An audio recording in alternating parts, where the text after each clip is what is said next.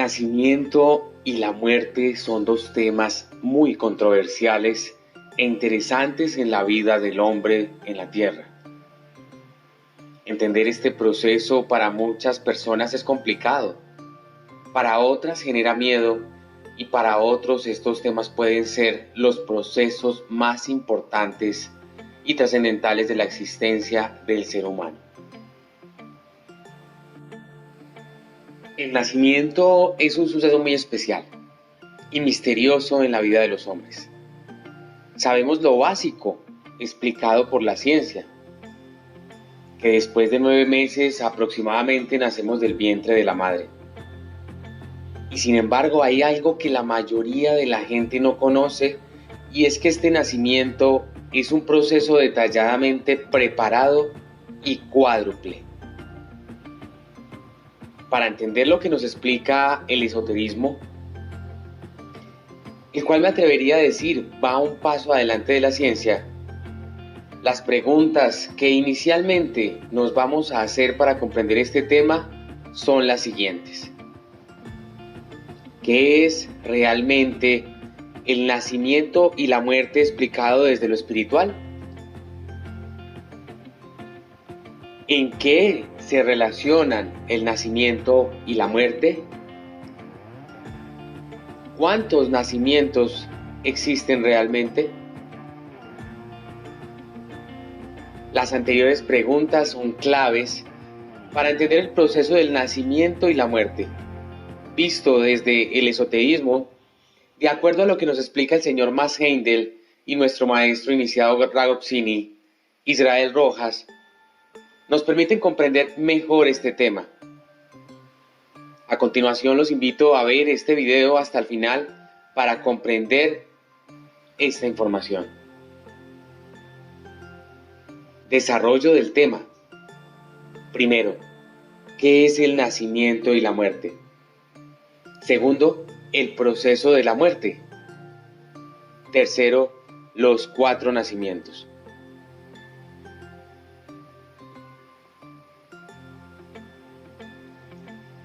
Nacimiento es definido como hecho de salir de una persona o un animal vivíparo del vientre de la madre, un animal ovíparo del huevo o una planta de la semilla. Desde la espiritualidad, el nacimiento es definido como un profundo viaje interior, una experiencia que roza lo místico. Seamos o no religiosos, conocer el nacimiento desde lo espiritual es una oportunidad grandiosa de avanzar. Nacimiento es sinónimo de nato, origen, brote, principio. El nacimiento es importante porque determina cómo y dónde algo o alguien comenzó. El comienzo nos ayuda a recrear la historia de esa persona o hecho importante. En la mitología griega, por ejemplo, se enfatiza el nacimiento de los dioses como el famoso nacimiento de Venus. En la religión católica, por otro lado, se enfatiza el nacimiento de Jesús, considerado el Mesías y el Hijo de Dios. Por otro lado, la contraparte del nacimiento es la muerte. Pero entendamos qué es la muerte.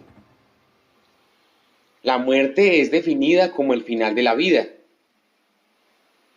La ciencia solo explica de que el cuerpo físico muere por una enfermedad, pero no ha podido explicar qué más sucede fuera de la muerte, aunque ya muchos vienen haciendo estudios como por ejemplo, pesar el alma, vida después de la muerte, la transformación de la energía, entre otros. Ahora bien, la muerte explicada desde lo espiritual es volver a nacer. Muchas religiones así lo explican.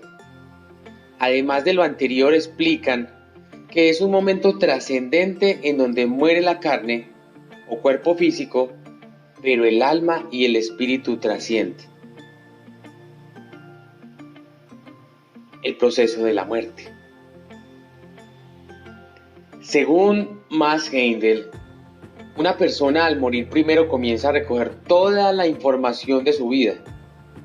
como lo llaman en algunos lugares, recoger los pasos. Este proceso dura aproximadamente 3 días después de la muerte y lo recomendado es que para que la persona no sufra y pueda hacer bien este proceso, las demás personas que lo acompañan deben de estar en paz y propiciar un espacio agradable para que la persona no sufra en el proceso de desencarnación o de desincorporación, como lo dice el maestro Israel Rojas.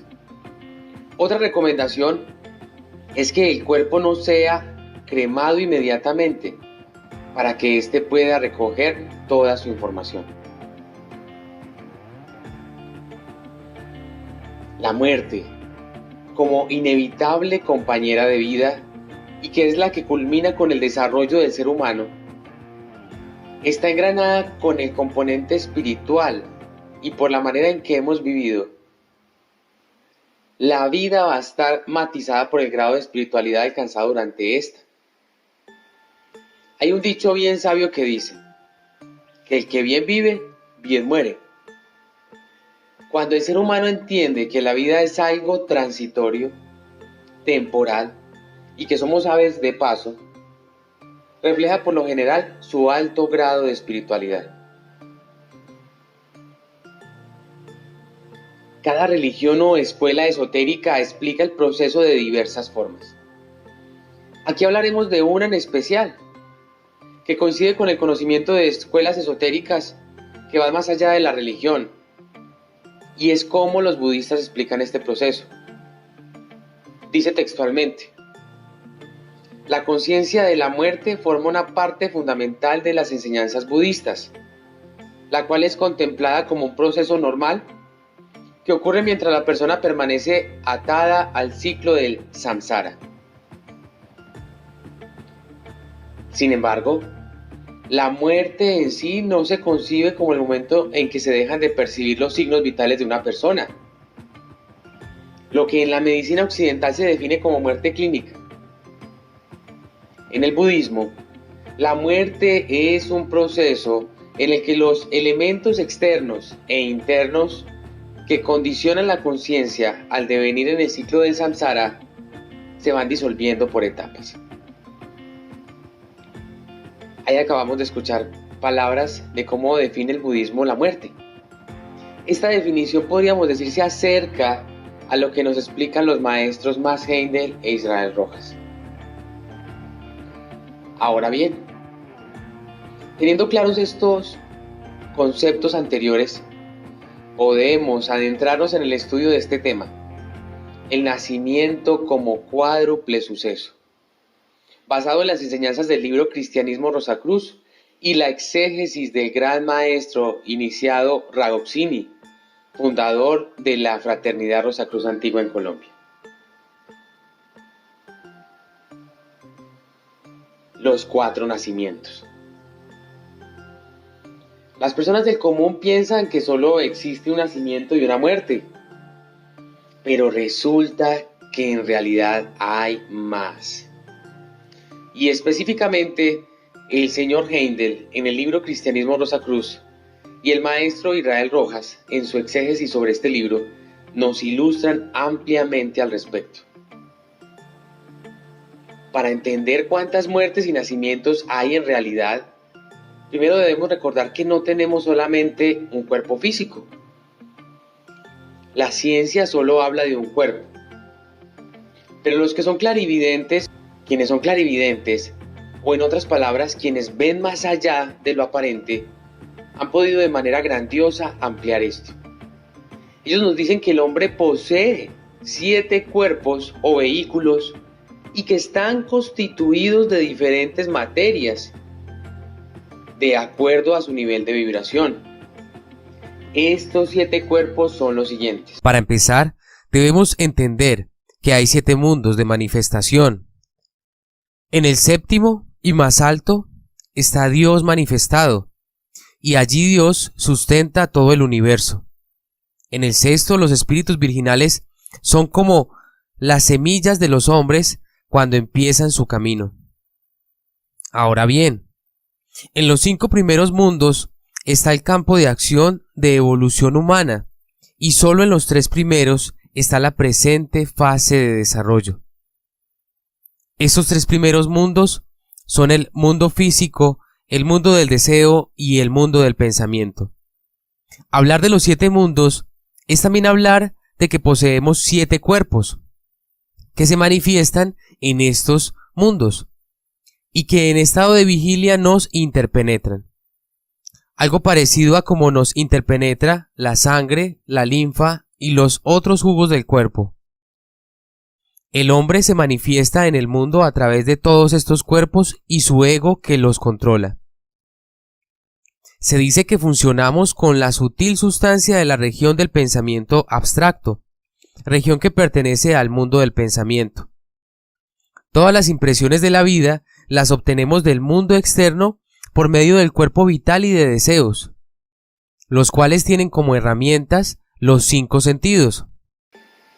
Teniendo entonces claro que tenemos 7 cuerpos o vehículos, ahora hablaremos sobre qué sucede allí y cómo van teniéndose diferentes muertes y diferentes nacimientos.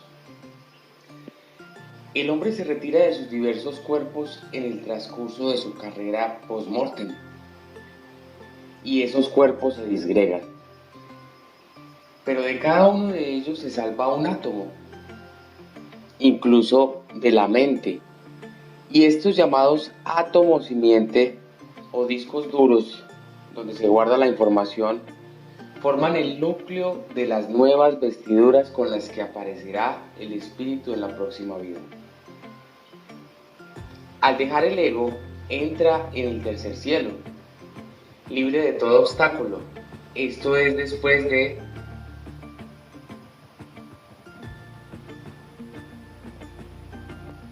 primero dejar el cuerpo denso al morir, después deja el cuerpo vital y después deja el cuerpo de deseos, después de dejar el purgatorio.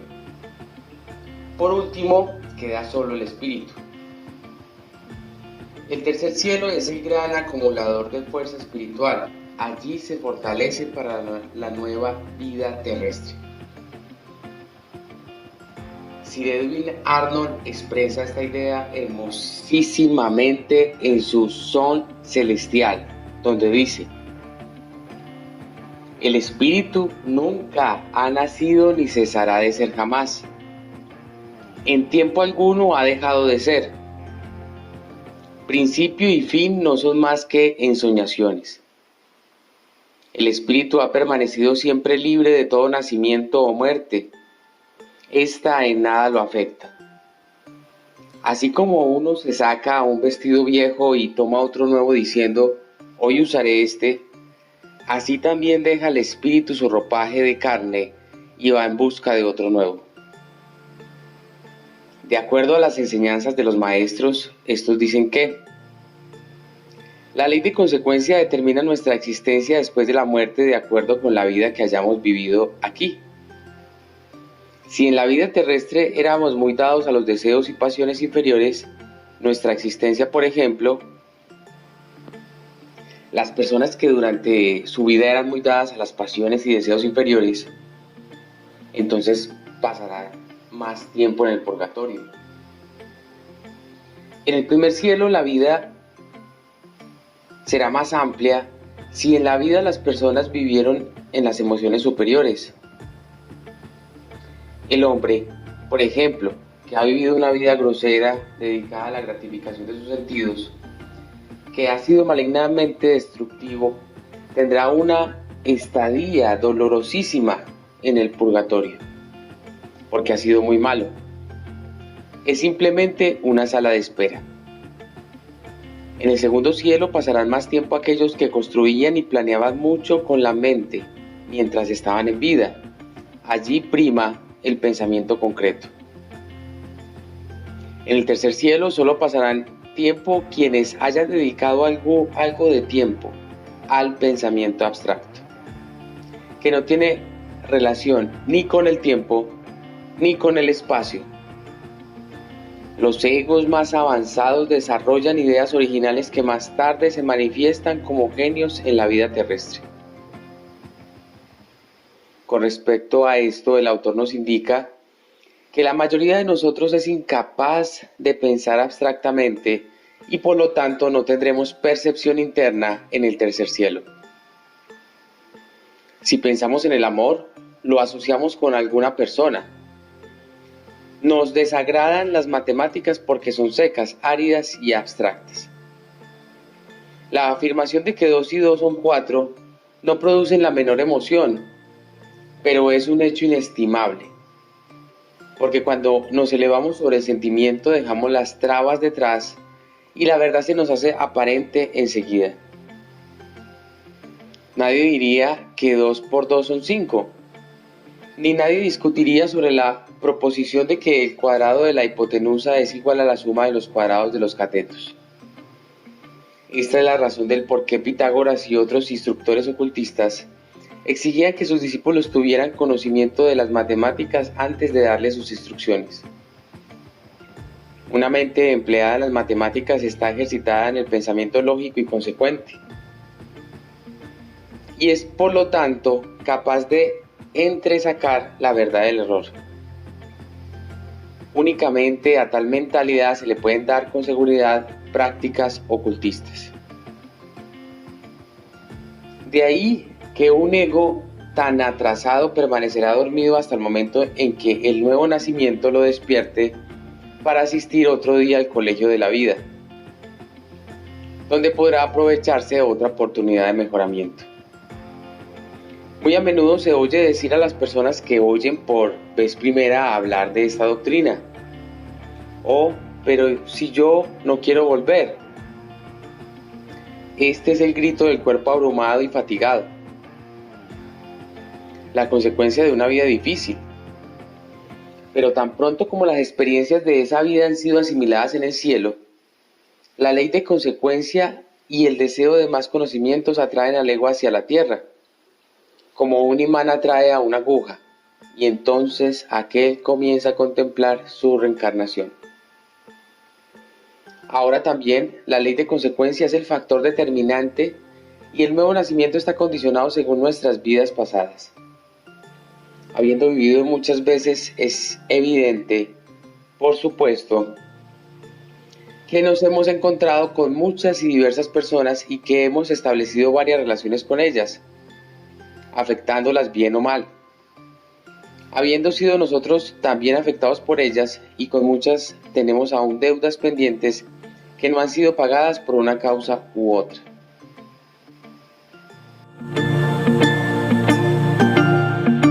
Entendamos lo que se ha explicado hasta el momento. Se entiende que después de morir el cuerpo físico, luego siguen en proceso similar el cuerpo vital, el emocional, el mental y luego los 3 superiores, que también se denominan como el espíritu. De acuerdo a lo antes expuesto, se puede ver cómo hay también muerte en los otros cuerpos y en igual medida nacimientos, ya que como lo hablábamos al inicio de este tema, la muerte y el nacimiento van de la mano y el uno va ligado con el otro. De tal manera que para volver el hombre a reincorporarse en su cuerpo físico, también debe reincorporarse en todos sus vehículos para lograr este fin. Entonces, interpretando toda la información anterior en palabras más claras, se deduce que son 4 nacimientos: en el cuerpo mental, en el cuerpo emocional, en el cuerpo vital y en el cuerpo físico. Pues esos son los 4 vehículos, y los 4 átomos son el átomo de la conciencia, el átomo del pensamiento, el átomo de la estética y de la emoción, y el átomo del cuerpo denso. Entonces, generalizando, tenemos el cuerpo denso, el cuerpo emocional, el cuerpo mental y la conciencia.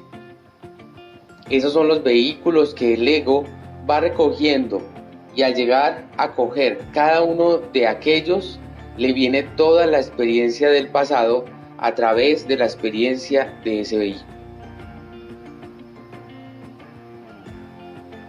Ya habiendo comprendido este tema, ahora vamos a hablar un poco de los 7 cuerpos o vehículos del hombre antes mencionados. Para ello vamos a basarnos en la siguiente tabla donde se ilustran algunos conceptos entregados por los maestros Max Heindel, Israel Rojas e información esotérica de otros autores.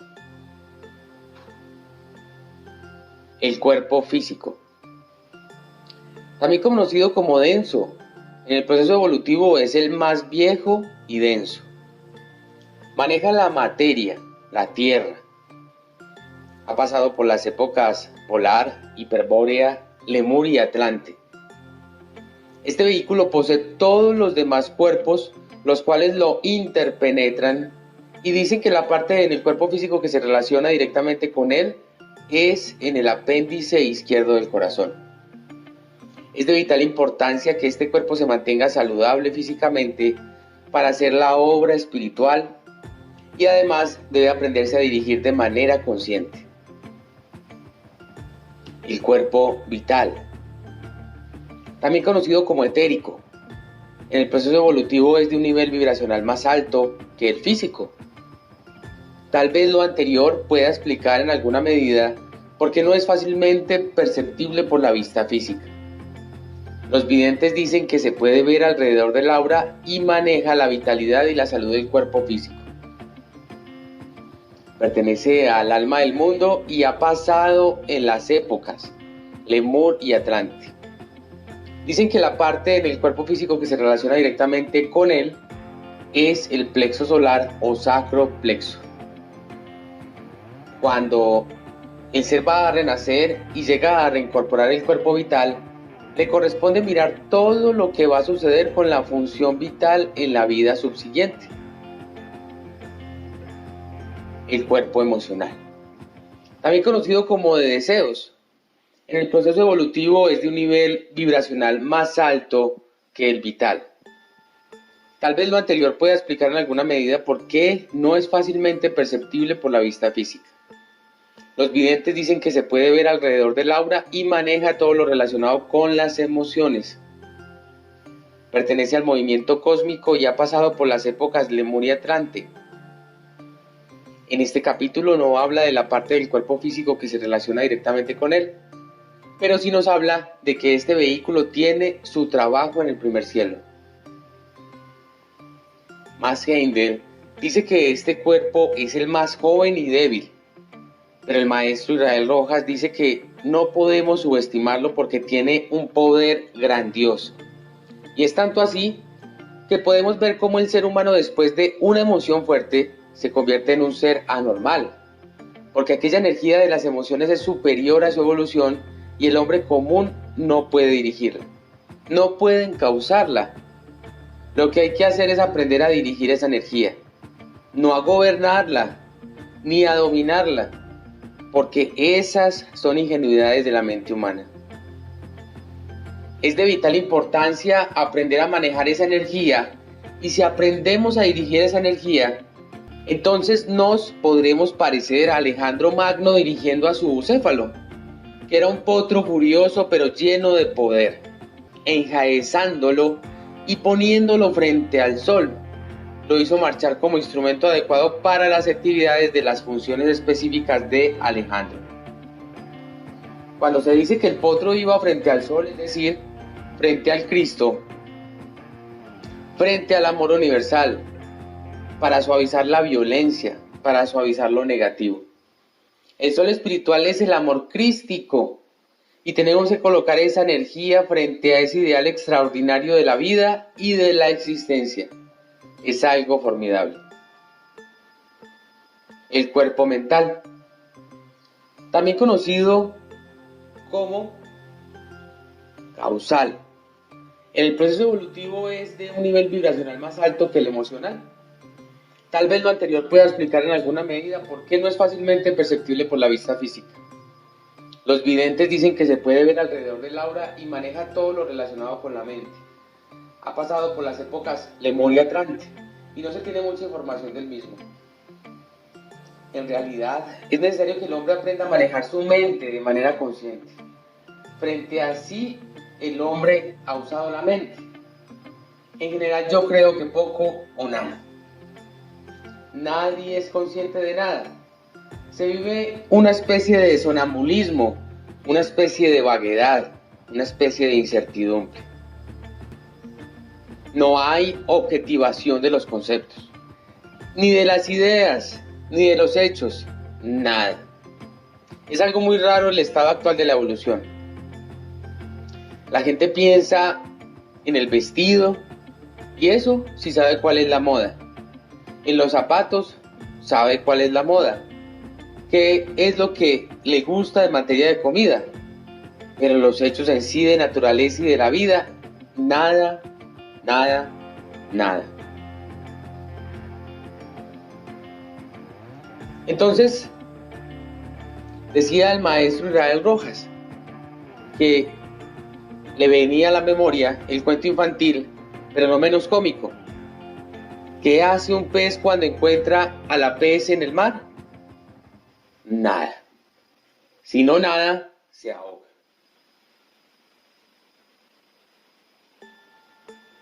El cuerpo denominado espíritu humano, también conocido como mental superior, en el proceso evolutivo es de un nivel vibracional más alto que el mental inferior. Tal vez lo anterior pueda explicar en alguna medida por qué no es fácilmente perceptible por la vista física. Los videntes dicen que se puede ver alrededor del aura y maneja todo lo relacionado con la mente superior. Pertenece a la tríada superior del espíritu. Dicen que la parte en el cuerpo físico que se relaciona directamente es con la pituitaria y su reflejo, según el señor Heindel, está en el corazón y plexo solar. Y según el maestro Israel Rojas, está en el centro generativo. El cuerpo denominado espíritu de vida, también conocido como búdico, en el proceso evolutivo es de un nivel vibracional más alto que el mental superior. Tal vez lo anterior pueda explicar en alguna medida por qué no es fácilmente perceptible por la vista física. Los videntes dicen que se puede ver alrededor del aura y maneja todo lo relacionado con la mente superior. Pertenece a la tríada superior del espíritu. Dicen que la parte en el cuerpo físico que se relaciona directamente es con la glándula pineal. Y su reflejo, según el maestro Israel Rojas, está en la esfera umbilical. El cuerpo denominado espíritu divino, también conocido como álmico, en el proceso evolutivo es de un nivel vibracional más alto que todos los 6 anteriores. Tal vez lo anterior pueda explicar en alguna medida por qué no es fácilmente perceptible por la vista física. Los videntes dicen que se puede ver alrededor del aura y maneja todo lo relacionado con lo más elevado del espíritu. Pertenece a la tríada superior del espíritu. Dicen que la parte en el cuerpo físico que se relaciona directamente es con la raíz de la nariz. Y su reflejo, según el señor Heindel, está en el apéndice del ventrículo izquierdo. Y según el maestro Israel Rojas, está en el plexo solar o sacroplexo. Ahora bien, los 3 vehículos superiores o tríada espiritual, según el maestro Israel Rojas, también tiene relación con el logo solar. La esfera sacral, es decir, sagrada, porque allí está la energía del fuego del Espíritu Santo, que es un reflejo del primer aspecto de Logos. Luego el segundo aspecto de Logos está en la esfera de Yesod, y el tercer aspecto de Logos está en la esfera de Jod. Por lo tanto, allí están los 3 aspectos de la deidad reflejada no como hecho, sino como movimiento. De ahí los problemas tan grandes que tenemos en esta etapa de la evolución del ser humano. Allí están los 3 reflejos del Altísimo. Son los 3 poderes formales de la naturaleza, los cuales tenemos que aprender a dirigir para fines nobles y elevados de la evolución, de la sensibilidad y la conciencia. Pero siguiendo al señor Heindel, tenemos que el reflejo del Espíritu Divino es el átomo que está en el ápice del corazón. El reflejo del espíritu de vida está en el plexo solar y el reflejo del espíritu humano está en el hígado, el cuerpo de deseos. Así son las cosas. Siendo ahora conscientes de nuestros vehículos, la invitación es a que seamos cada vez más conscientes de ellos. Los cuidemos, fíjase bien, los cuidemos, para que nos sirvan propiciamente en la gran obra de nuestras vidas. Con respecto a lo anterior, podríamos pensar que hay cuerpos más cuidados que otros. Dependiendo de las razas y culturas se ve esto. Tanto así que el maestro Israel Rojas nos dice que considera a los judíos como la superraza. El maestro Israel Rojas dice que los judíos son una superraza. Ella dio a Jesús, a un Einstein, a un Albert Schweitzer, a Freud, y lo grande que ha tenido la cultura occidental es judía. ¿Por qué? Porque los rabinos sí saben ilustrar a la madre y al padre, es decir, a los presuntos padre y madre. Ellos lo saben ilustrar para que eduquen bien a sus hijos. De tal suerte que una escuela para ser padres de acuerdo con las leyes biológicas, psíquicas, metafísicas y espirituales debiera haber. Pero luego el maestro nos pregunta, ¿y cuáles serían los mentores? Es algo fatal. Llaman al muchacho y el rabino personalmente le indica todo el proceso de la vida biológica, psicológica, en la intimidad de la vida matrimonial, porque él sí es un hombre casado, o si no, no puede ser rabino. Entonces tienen capacidad de instruir. Cuando llega el momento de instruir a la chica para ser una madre correcta, entonces la esposa del rabino se sienta al lado del rabino. Y el rabino sienta a la niña y le enseña todos los procesos de la vida. ¿Por qué? Porque esa raza tiene toda aquella experiencia acumulada. Es algo verdaderamente interesante. Algo verdaderamente grande desde el punto de vista humano. Les cuento un solo detalle de cómo un padre judío educa a un hijo. Le dice, súbete a esa escalera. Bueno, papá, sube más alto. Cuando ya está a cierta altura prudencial, que él considera que lo que va a suceder no va a ser grave en forma alguna, porque el suelo está lleno de arena, le quita la escalera y el muchacho se da un golpe terrible.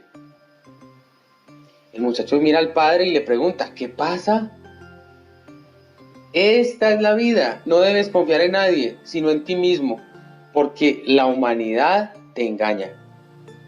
Por eso, te he hecho ese parapente mal, que no es mal, es para enseñarte que debes poner bien los pies y saber que todo movimiento de la vida y toda persona puede ser para ti un gran peligro si no te sabes manejar. No debes confiar en la vida ni en tu padre. Vean ustedes una cosa verdaderamente maravillosa, tan simple como grande. En cambio, nosotros, nuestra raza, nuestro medio, miman al niño y le presentan un cielo, un paraíso. Nunca le hablan de que tiene que trabajar. Nunca le hablan de que tiene que esforzarse. Nunca le hablan de que tiene que conseguir la comida y un día sostener un hogar.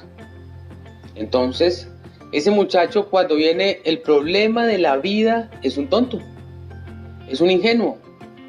No se sabe ganar el pan, pero se casa. No sabe educar hijos, pero los engendra. Y en esa situación estamos, en una situación verdaderamente lamentable. A mí me ha parecido que este capítulo del señor Heindel es algo verdaderamente soberbio para la humanidad.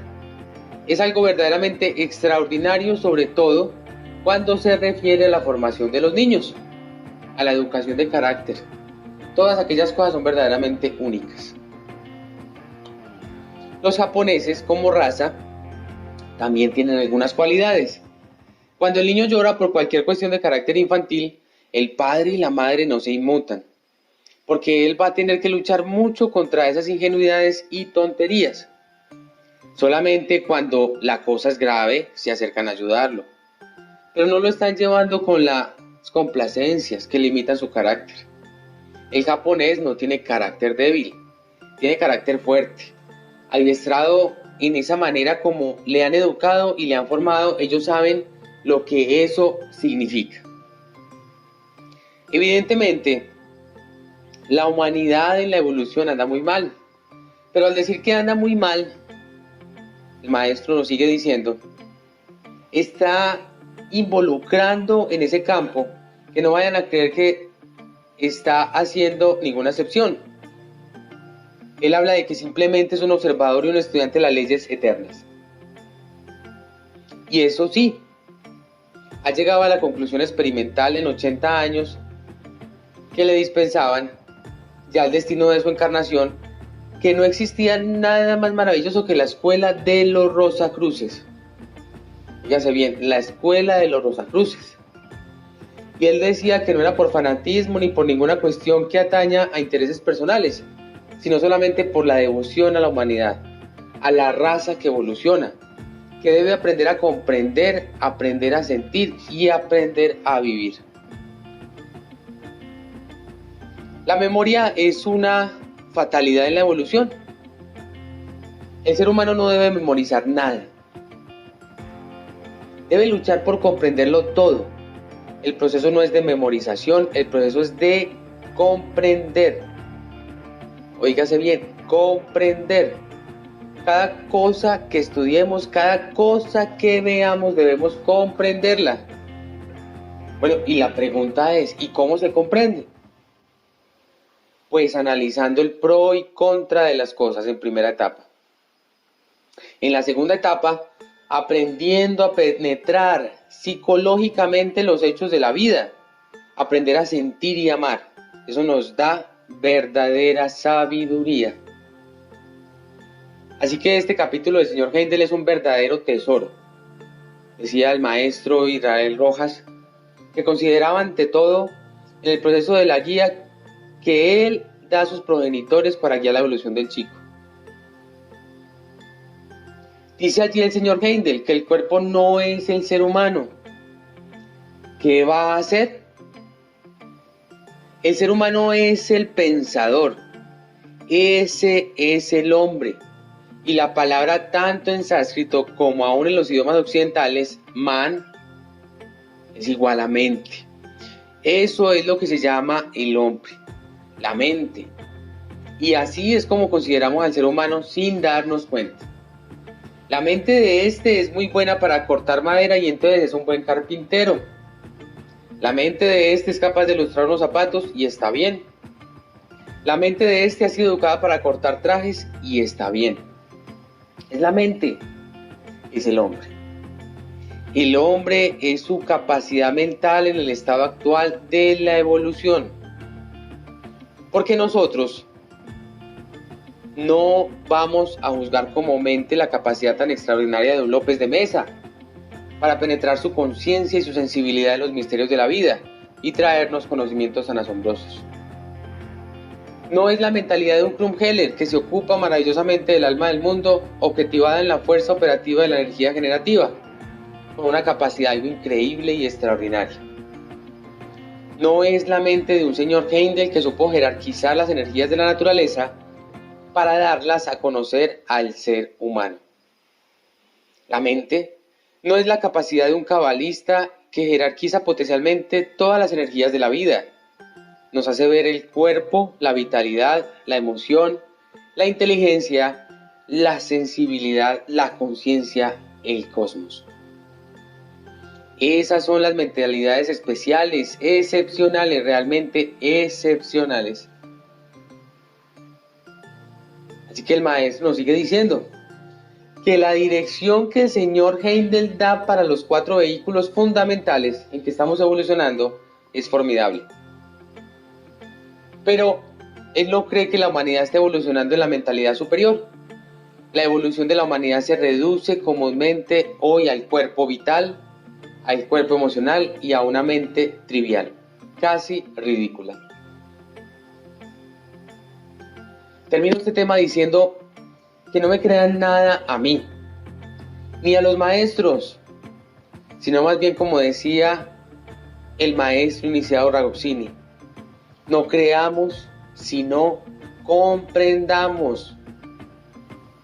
Óigase bien, comprendamos y procuremos al máximo ahondar en estos temas y busquemos recordar toda esta información que nos ha dado Dios o el gran arquitecto universal, o bien denominado por los sabios el todo. Les comparto este poema inspirado en este tema. Nacer y morir. Nacer y morir es la misma verdad. Glorioso el día en que recogemos todas las experiencias de una vida. Maravilloso el momento en que seamos uno, con todo lo vivido, con todo lo aprendido, con todo lo recordado. Maravilloso el momento en que seamos uno, con todos nuestros vehículos, con todas nuestras reincorporaciones, con toda nuestra verdad. Aquella que viaja por nuestros vehículos, aquella que viaja por los mundos y se convierte en nuestro universo, aquel que se expande en la eternidad.